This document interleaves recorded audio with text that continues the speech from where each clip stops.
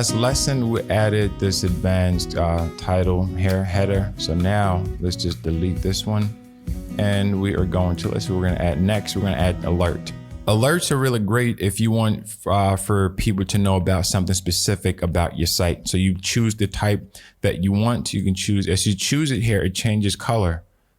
So based on what you're trying to do, if you have an important message, it's an information, you want people to really pay attention to it, then of course the color is going to be different. And once again, this is your personal preference, you know, so you can choose whatever color you want.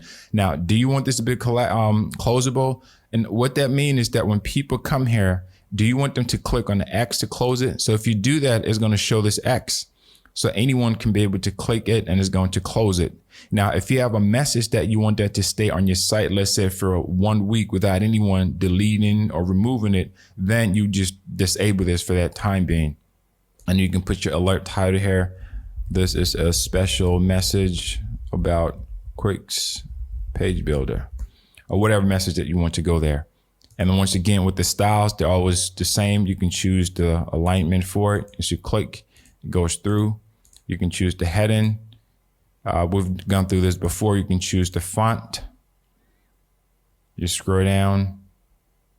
You can do the same thing too for the advanced, which we went over. But that's how you add an alert.